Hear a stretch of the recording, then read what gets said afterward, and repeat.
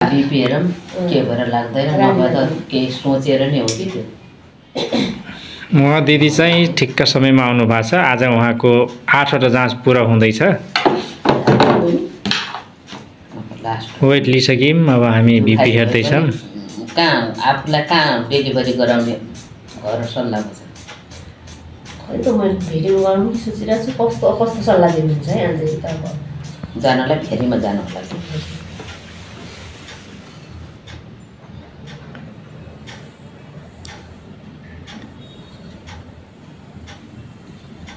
क्याल्सियमले काम गरिरहेको लागेर चाहिँ अलिकति गाह्रो भएर मैले चाहिँ त्यस्तो चिसोले खोकी लाग्ला भनेर चाहिँ खाने। खोइ तौल 70 बढाएको छ, त्यहाँ पल्टिनु टाउको यता पूर्वतिर गरेर है। नमस्ते, मेरो नाम दिलकुमारी भण्डारी। म चाहिँ यही नेपालगञ्ज वार्ड नम्बर 2 नम्बर वडामा बस्छु। मैले चाहिँ यो मेरो गर्भ जाँच 8औं गर्भ जाँच आज पुरा भयो। यहाँ चाहिँ एकदम राम्रो तरिकाले स्वास्थ्य जाँच गरिराख्नु भएको छ। आफूलाई केही समस्या भयो अथवा आफूलाई केही दुखाइ भयो बिचमा भने चाहिँ तुरुन्त स्वास्थ्य संस्थामा गरिहाल्नु होला, सम्पर्क गरिहाल्नु होला। अनि हामीले यो 8चोटि जाँच गऱ्यौँ हो कि नै दिदी? हजुर हजुर। यो 8चोटि जाँचमा तपाईँले हाम्रो सेवा कस्तो पाउनुभयो? अरूलाई के सल्लाह दिन चाहनुहुन्छ?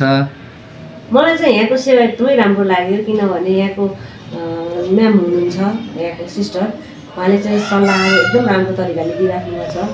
आइरन क्याल्सियमहरू पनि टाइम टाइममा लिन आउनु होला भनेर चाहिँ सल्लाह सुझाव दिइराख्नु भएको छ।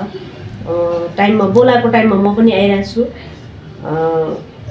जोस राम्रो छ यहाँको। अनि टिडी खोप पनि लाउनु भयो, जसले चाहिँ अब बच्चालाई र आमालाई पछि डेलिभरी हुने बेला रोगहरूबाट बचाउँछ। टिटानस भन्ने एउटा रोग हुन्छ, एउटा चाहिँ डिप्थेरिया भन्ने, त्यसको रोग विरुद्ध बचाउँछ हो कि नै? अनि आइरन क्याल्सियम हामी चाहिँ यहीँबाट निःशुल्क दिइराखेका छौँ। टिटी खोप पनि लगायो, 2टा खोप लाग्दो रहेछ।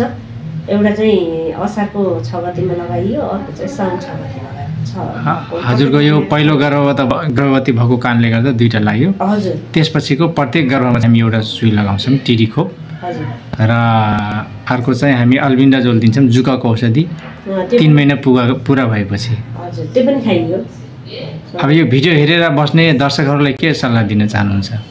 भिडियो हेरेर बस्ने दर्शकहरूलाई म के भन्न चाहन्छु भने आफूलाई कुनै पनि समस्या भएर दबाएर नबस्नुहोला। हल्का केही पनि भइहाल्यो, आफूलाई बिपी बढ्यो अथवा कुनै समस्या भयो, दुखाइ भयो भने चाहिँ आएर चाहिँ स्वास्थ्यमा सम्पर्क गरिहाल्नु होला।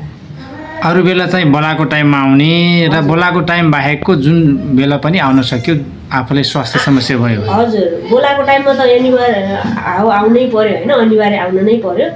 त्यो बाहेक अरू बेलामा कुनै आफूलाई त्यस्तो समस्याहरू देखा पर्यो भने चाहिँ सल्लाह सजेसनको लागि चाहिँ आउनु होला भन्न चाहन्छु।